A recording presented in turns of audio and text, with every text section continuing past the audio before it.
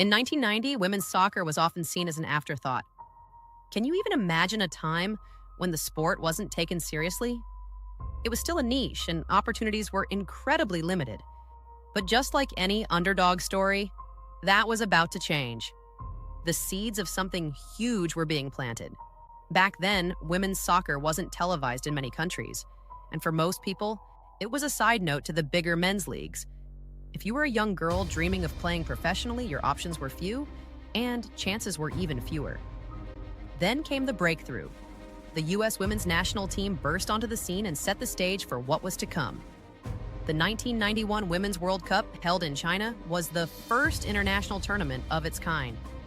It didn't get the hype we see today, but it was enough to show the world that women's soccer was here to stay. But you have to admit, if you were alive back then, it probably didn't feel like a huge moment. It was still small, but this was just the beginning. Fast forward to 1999, and the sport completely changed course. The Women's World Cup was hosted in the U.S. This time, it was different. The whole world was watching. Brandi Chastain's iconic penalty kick, with her shirt flying off in celebration, became the image that defined women's soccer for a generation. You couldn't turn on the TV without seeing it. And for the first time, women's soccer felt like a force, not just a side story. It was everywhere, from news outlets to billboards, showing that women could not only play soccer, but could captivate audiences just as much as their male counterparts.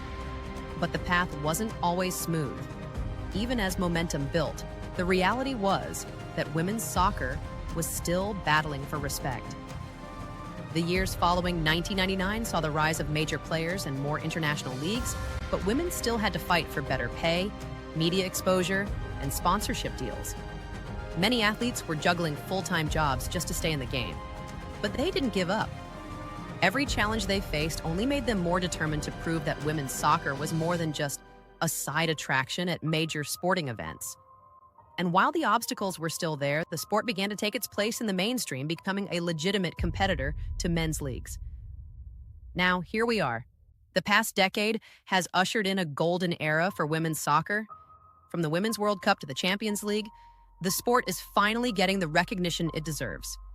Players like Megan Rapinoe, Alex Morgan, and Sam Kerr are leading the charge, not only with their exceptional skill on the field, but with their presence off it. Stadiums are packed, and the sport is reaching new heights in media coverage. It's not just a story of incredible athleticism, it's a movement. And while we're seeing record-breaking attendance and massive sponsorships, there's still a fight for equality. The pay gap remains, but the momentum is there, and things are changing. Women's soccer has come a long way from those early struggles. And while the future is bright, we're not there yet. The best is yet to come. The world is finally catching up, and as more young girls grow up watching their idols on the field, the sport's future looks more promising than ever. This isn't just about winning matches.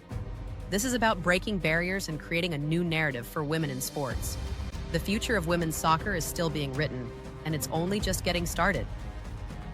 Thanks for tuning in. Keep watching, keep supporting, and remember, the best is yet to come.